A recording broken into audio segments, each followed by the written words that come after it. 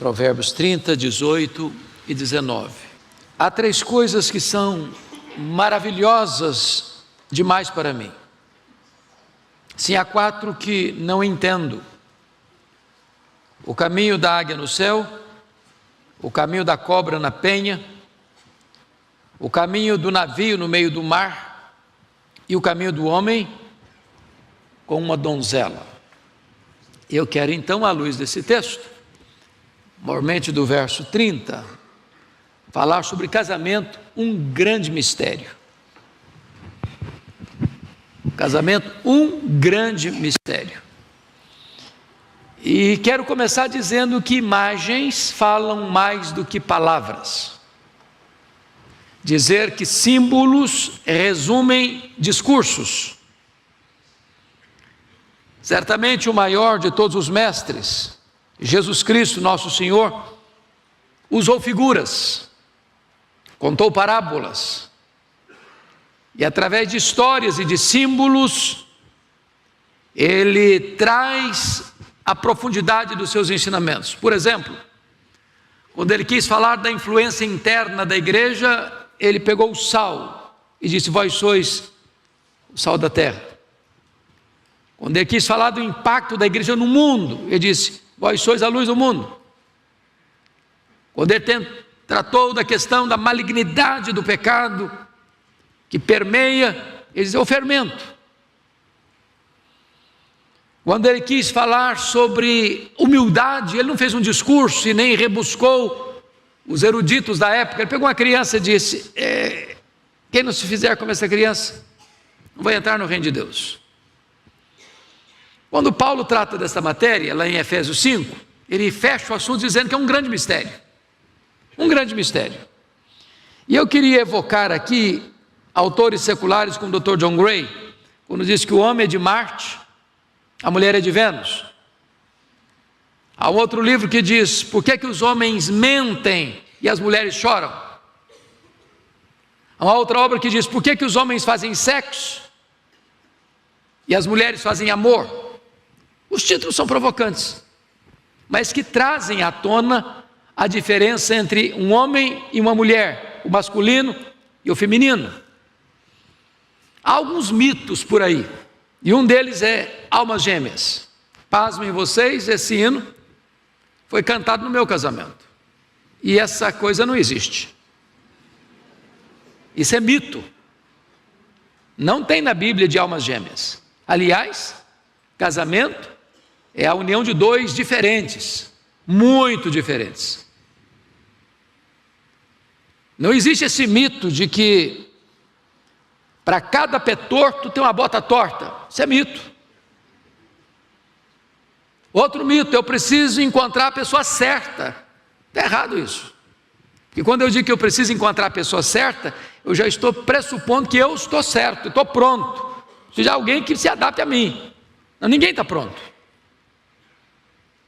Como o pastor Irval já enfatizou, não tem casamento perfeito. Aliás, eu nem me espanto quando um casamento não dá certo. Eu fico grato a Deus quando dá certo. É um mistério. E por ser um mistério, o autor sagrado diz que havia três coisas que o deixavam encantado. O que o deixava encantado? Caminho da águia no céu, as alturas excelsas, caminho da cobra em cima de uma pedra, sem deixar rastro, o caminho do navio no meio do mar antes da bússola. Mas uma quarta coisa: eu penso, reflito, medito, perquiro, pesquiso, analiso e não consigo entender. Está para além da minha capacidade. E o que eu não entendo é o caminho de um homem com a donzela. É o casamento. Isso é um mistério. Isso é um mistério. Bom, já que é um mistério, e já que símbolos falam mais do que palavras, já que emblemas nos ajudam a entender discursos, eu gostaria de evocar aqui algumas imagens, algumas engraçadas, outras nem tanto, mas todas úteis. O que é casamento? Primeiramente, casamento é igualzinho uma mala velha, pesada, sem alça e sem rodinha. Mais ou menos isso.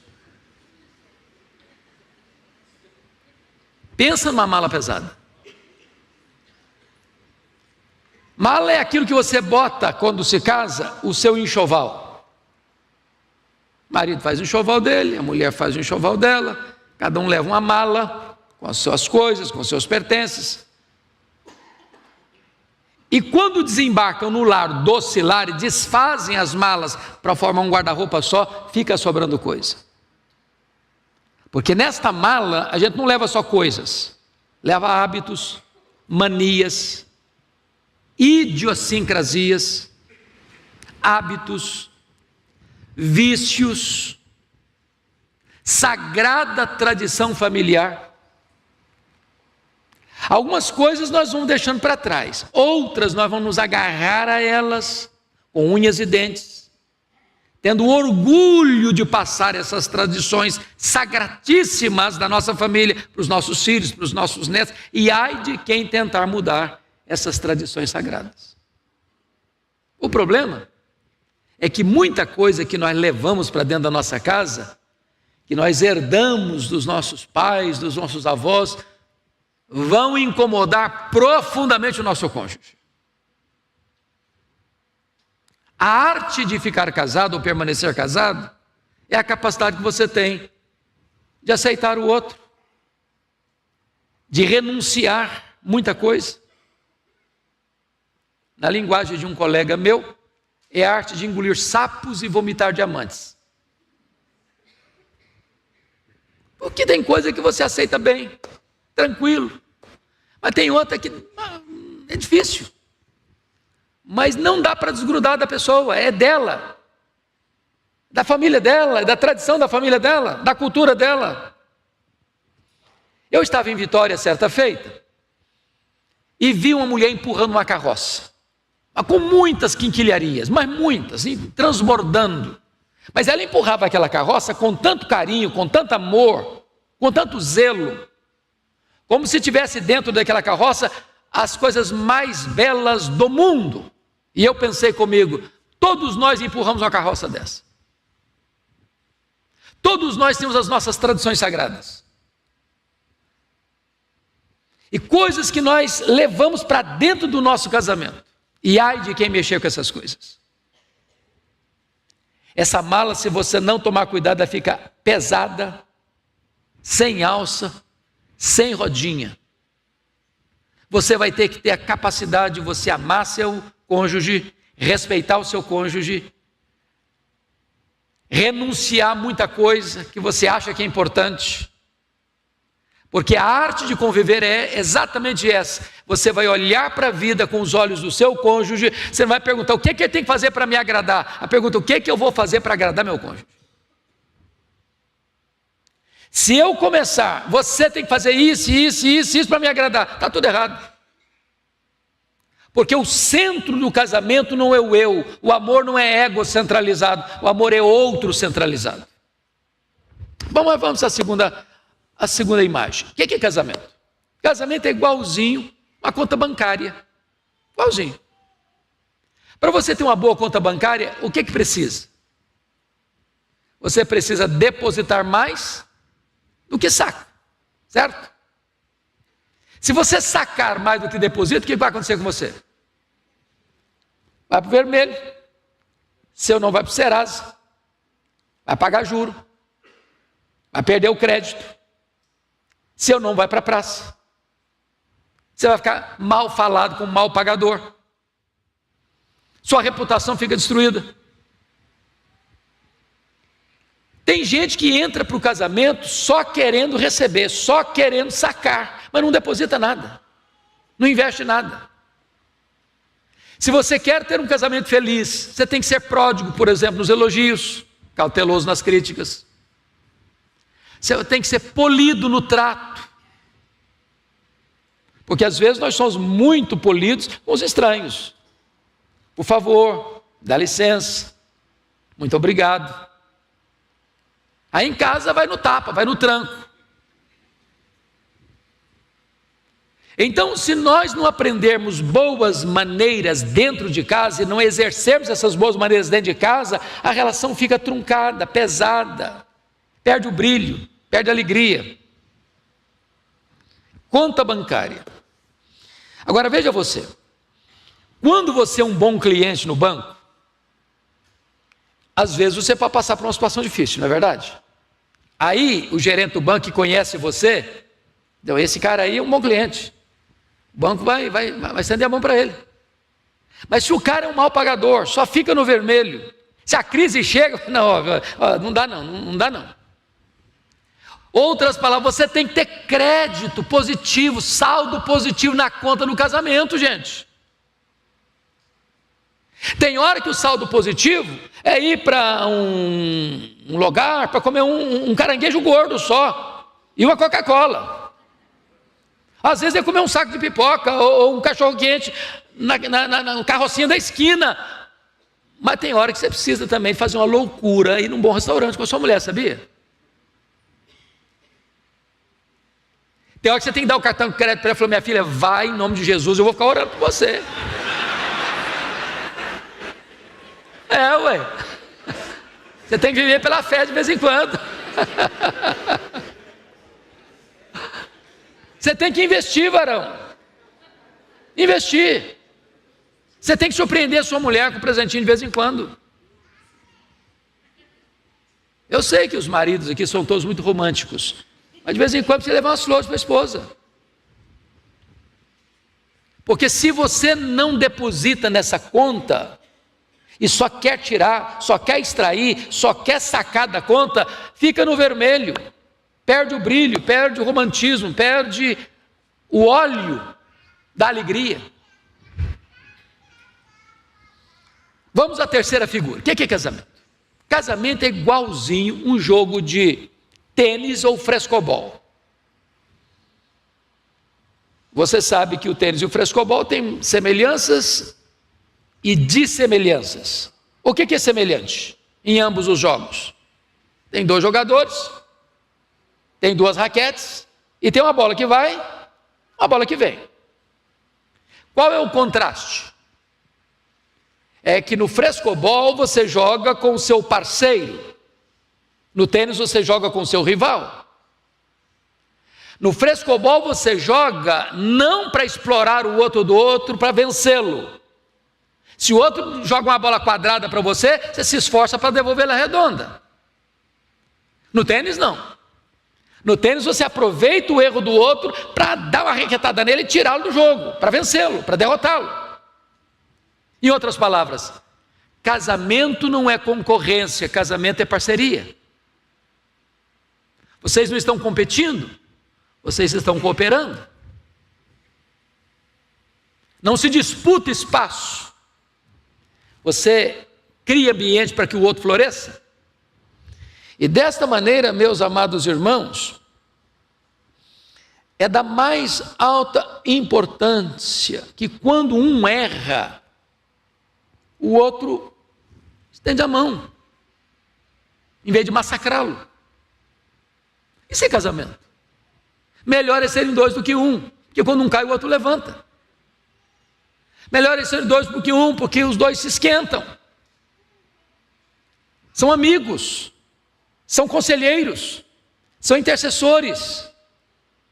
Há muitos casais, queridos irmãos, que a única união que tem, a única comunhão que tem é no leito conjugal. Acaba de ter uma relação, já não tem mais nada de intimidade, já não tem papo, não tem conversa, não são amigos, não abre o coração para o outro, não conhece um ao outro, não tem parceria um com o outro, não tem companheirismo. Isso se cultiva, isso se planta.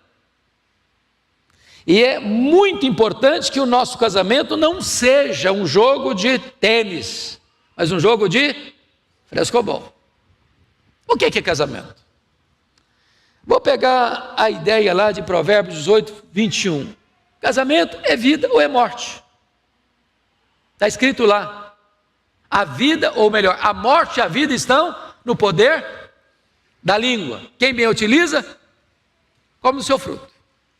Em outras palavras, você pode dar vida ou você pode matar o seu casamento, dependendo da maneira como você se comunica. Me permita ilustrar isso. Eu fui criado numa região rural numa região, na época, hoje não, mas na época não tinha farmácia, não tinha médico, não tinha remédio. Então o cara tinha que se virar lá no mato mesmo, com raízes, com folhas, com chás, com garrafadas. Foi criado nessa cultura.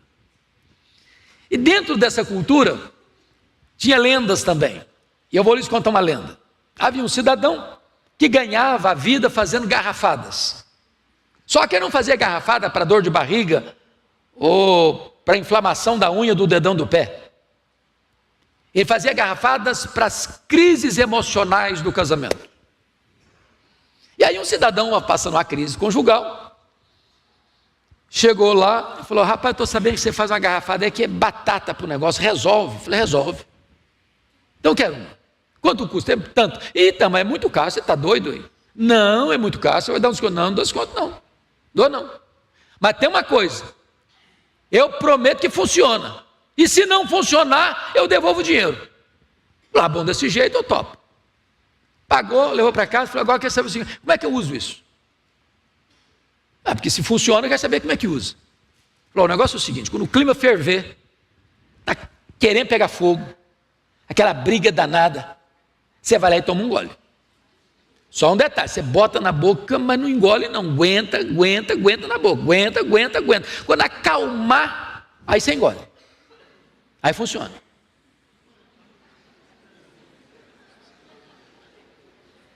Você botar a legenda, está claro? O problema é que os dois fervem ao mesmo tempo. Disputam quem fala mais alto, quem grita mais alto. Ô, gente, é um problema sério isso, quando marido e mulher fervem ao mesmo tempo. Porque os dois ficam errados. Porque você sabe que não é o que você fala, é como você fala. A entonação de voz muda tudo. Deixa eu ilustrar. Havia um casal que tinha um filho que morava fora, estudando, e os pais ralando lá para pagar a escola do filho na cidade. Um dia o pai recebeu um telegrama do filho, ficou bravíssimo, muito bravo. Quando a mulher chegou, o cara estava cuspindo marimbondo. Falou: o que foi, marido? O que aconteceu? Falou: seu filho, porque quando dá problema, o filho é do outro. É o seu filho. Falou: o que aconteceu? Olha que filho abusado você tem, mandando um telegrama para mim, dizendo assim: papai, manda dinheiro. Eu falei: eu não vou mandar, pronto, não vou. Ah, mas um filho abusado, ué. Falou: meu filho, mas não foi isso que ele falou não, mãe? Como não foi? Mas como assim? Ele está escrito assim: papai, manda dinheiro. Ah, bom, se é desse jeito, então eu mando aí. O texto é o mesmo, mas a entonação é outra. Então vai devagar, gente. Vai devagar. Põe mel nas palavras. Seja jeitoso no trato. O que está escrito lá em Tiago 1,19? Quem sabe de cor? Todo homem seja pronto para ouvir, tardio para falar, tardio para se irar. Eu gosto dessa palavra pronto, porque a palavra pronto no grego é táxis, de onde vem a palavra portuguesa táxi. O que é um táxi? É um Uber hoje, né? Também. É um carro que atende você que horas? Na hora que você chama. Você está indo para o aeroporto, horário marcado. Aí você chama o táxi, ele diz: daqui a meia hora eu te pego. Não, daqui a meia hora, meu filho, já estou zarpando. Ou é agora ou não serve. Pronto para ouvir. Olha como que Deus fez você e a mim: duas conchas acústicas externas e apenas uma língua muralhada de dentes. Escute mais, fale menos. Então, esse é um princípio fundamental. Agora, qual o segundo? Tardio para falar.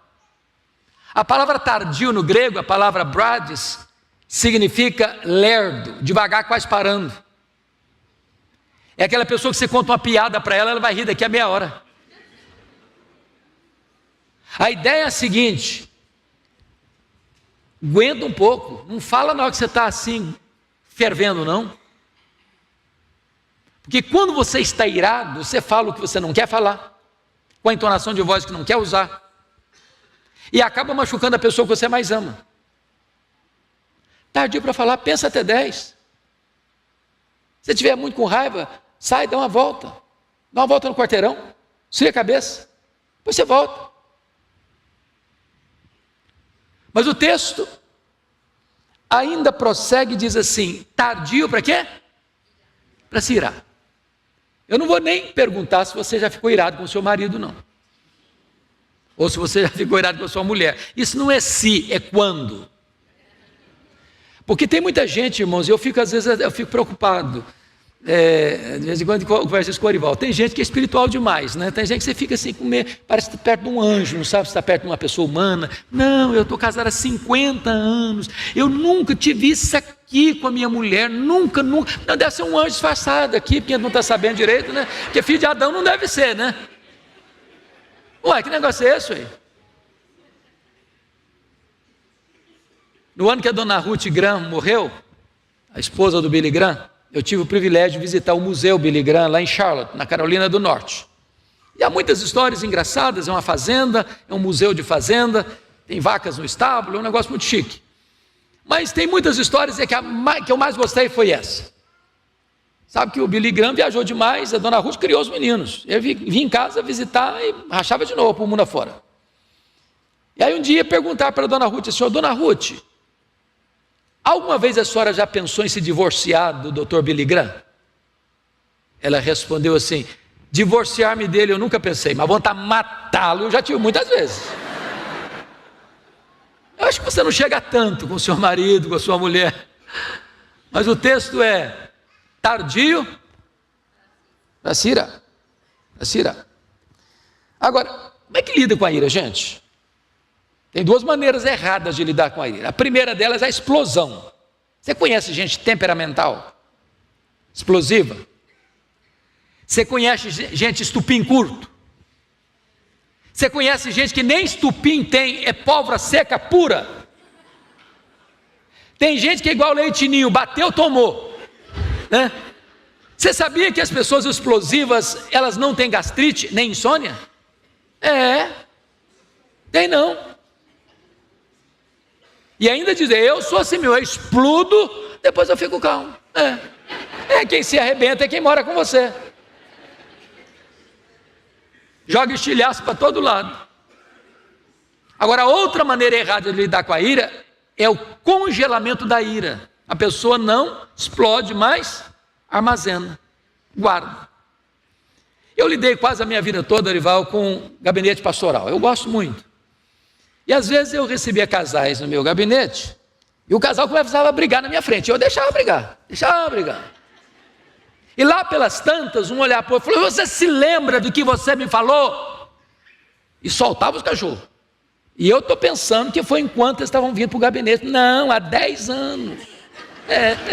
O troço estava lá, guardadinho, congeladinho, a carta na manga. Gente, o segredo para viver uma vida feliz é zerar a conta todo dia, é perdoar. E se você fala: não, eu não erro não, você está mentindo. Você erra sim. Você é filho de Adão, igualzinho Arival e eu. Erramos, falhamos. Pisa na bola. Tem dia que eu fico escandalizado comigo. Não, acho que não sou eu. Deve ser outro. Se você falar para mim que você nunca errou, eu vou duvidar da sua honestidade. Então nós precisamos ter humildade de pedir perdão. Me desculpe. Falei o que não devia ter falado, minha reação não foi boa, minha palavra não foi boa, minha colocação não foi boa. Agora, não fique também ruminando miudeza, sabe, gente? Porque tem gente que fica presa, coisinha, miudeza, ruminando esses negócios. Gente, bola para frente. Tem dia que você está azedo, parece que você chupou limão o dia inteiro. Mas isso não é você. Você não é assim. Não é porque você errou um dia, pisou em falso um dia, falou uma coisa que não devia falar, ou fez uma coisa que não devia fazer, que você é isso, não. E pediu perdão, às vezes você pede até sem palavras. Passa a mão no cabelo, dá um beijinho no rosto, toca o barco. O que é casamento? Casamento é preciso entender a ideia de ser um aliviador de tensão e não um provocador de estresse. Você conhece gente que você fica perto, igual porco-espinho? Porco-espinho, se você ficar perto, quanto mais perto você fica, mais você se machuca, mais dói. Tem gente que estressa o ambiente. Ele chega, o ambiente fica pesado. Me permita dar 2 exemplos, e um da Bíblia. Abraham Lincoln foi o 16º presidente dos Estados Unidos e o maior estadista americano. Os biógrafos de Abraham Lincoln dizem que a maior tragédia na vida dele não foi o assassinato dele, foi o casamento com Mary Todd Lincoln. Ela era uma mulher ranzinza demais. Às vezes na casa dele, ou no palácio, na Casa Branca, reunido com seus ministros, ela aprontava uma confusão com ele, jogava café quente na cara dele, na presença dos ministros. O apelido mais bonito que ela botava nele era de macaco. Tem pessoas que criam um ambiente insuportável. Sabe o que é gostar de fazer na vida? Ter reuniões até de madrugada. Não é que gostasse de reuniões até de madrugada, não. O que eu não gostava é de voltar para casa. O ambiente é pesado. Deixa eu dar um exemplo na outra ponta. Um dos grandes personagens da política francesa, Disraeli, era um solteirão, muito culto, com muita influência na França, e uma senhora, jovem senhora, ficou viúva, muito rica, e um dia ela mandou uma carta para ele, propondo casamento para ele. Disraeli respondeu: eu topo, pelo conforto que você vai me dar, mas não gosto de você. Você topa? O viúvo falou: eu topo. Casaram. Um ano depois, Disraeli disse o seguinte: hoje, se eu tivesse que me casar novamente, casar-me-ia com você. Com um detalhe: casar-me-ia por amor. Porque você transforma a nossa casa num paraíso, num pedacinho do céu. É possível fazer isso. Agora tem o contrário também. Deixa eu contar uma história para você entender o contrário. Havia um cidadão que ele era vendedor ambulante. A gente chamava isso lá no passado de mascate. Ele botava uma mala nas costas com vários produtos, saía vendendo. Aí um dia esse cara foi numa sapataria, e só gente acima de 60 anos vai entender o que eu vou falar agora. E chegou para o vendedor e perguntou assim: tem sapato Vulcabras? Pensa num sapato bom. Vulcabras. Todo vendedor de sapato não erra o ponto. Ele já pega 3 números para não ter perigo de não acertar o número certo. Aí ele trouxe um 41, um 40, um 39 e um 38. O número do camarada era 41. O cara botou o 38 no pé, os dedinhos ficou tudo enrugado. Falei: esse não serve, esse é 38. Falei: não, mas eu quero esse aqui. Não, cara, mas não serve, eu quero esse. Já deixou, botou o sapato, já saiu com o sapato 38. O vendedor não entendeu nada. Passado um ano, o mesmo cara vem na mesma loja, procura o mesmo vendedor, fala: tem sapato Vulcabras?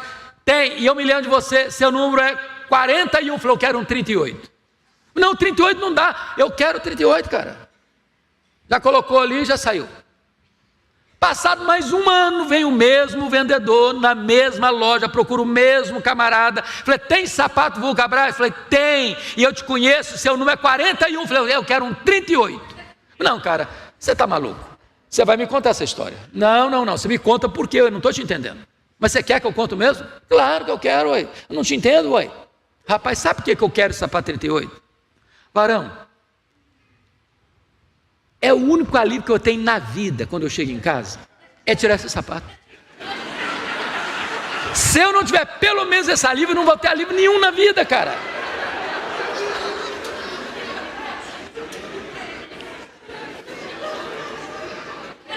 Ô, dona menina, como diz Jeremias, dá uma olhadinha se seu marido não está usando sapato apertado.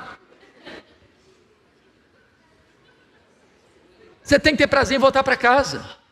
Não transforma o seu lar num lugar denso, pesado. Bom, o que é casamento?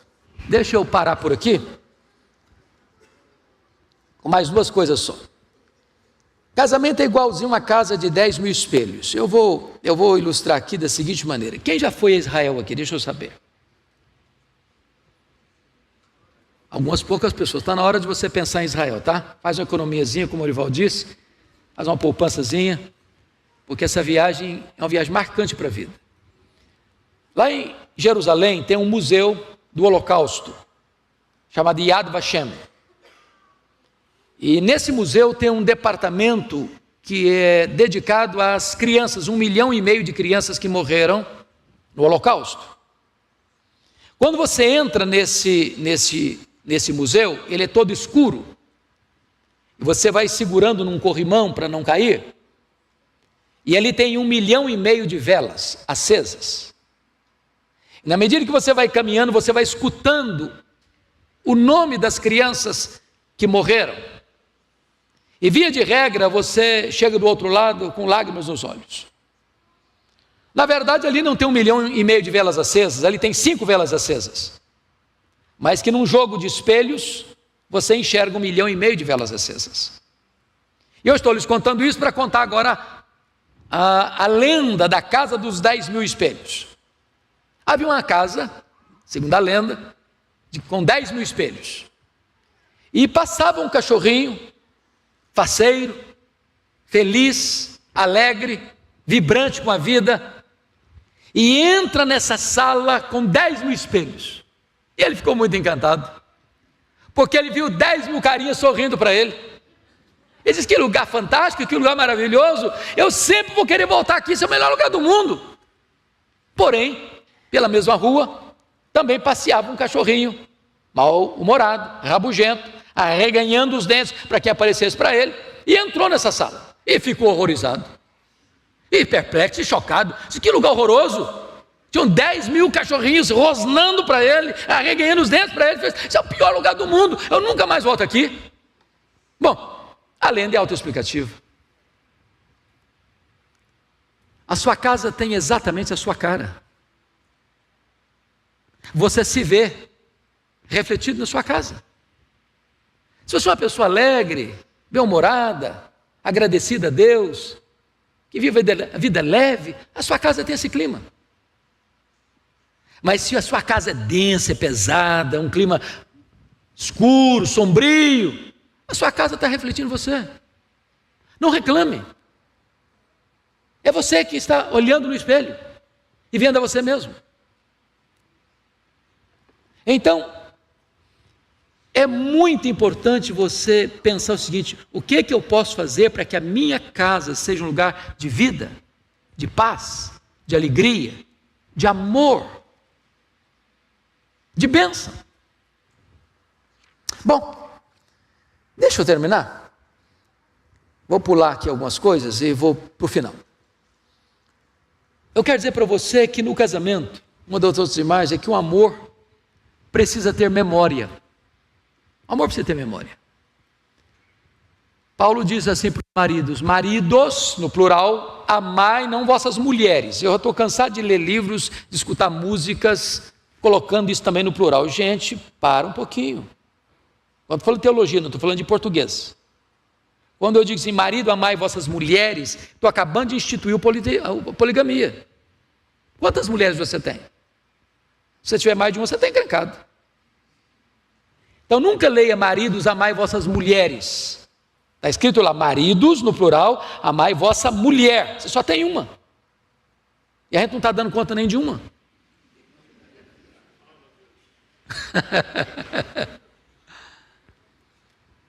E como é que o marido ama a sua mulher? Como Cristo amou a igreja. E como é que Cristo amou a igreja? Primeiro, com amor perseverante. Amou-os até o fim. Ele amou até o primeiro fio de cabelo branco aparecer, até a primeira ruga aparecer, até os sinais da velhice chegarem. Amou-os até o fim. Irmãos, casamento não é um contrato de risco. Casamento não é uma experiência, eu vou entrar para ver se dá certo. Casamento é até que a morte os separe.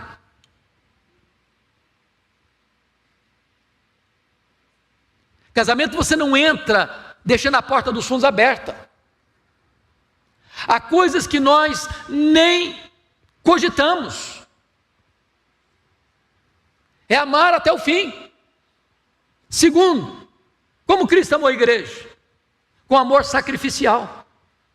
Cristo amou a igreja e se entregou por ela. Seu papel, marido, é amar sua mulher e protegê-la e cuidar dela e morrer por ela se preciso for. Como é que é o amor do marido pela esposa? É um amor santificador. O que significa isso? Que o amor do marido santifica a esposa? É que uma mulher bem amada se sente protegida. Pense comigo nessa cena. A mulher está em casa, nunca recebe um elogio do marido. Nunca. Ela bota o pé na rua, é elogiada. Ela compra uma roupa nova e sai do quarto igual uma princesa. O santo homem de Deus nem percebeu que ela está usando uma roupa nova. Chega uma festa, ela vai para o salão e torra a cabeça 2 horas numa chapinha. Bota as mais belas bijuterias. E ele não notou nada, ele não viu nada. Ela chega na festa, abafa, todo mundo elogia, ela volta para casa com 1000 elogios, mas o maridão não deu uma palavra sequer de apreciação.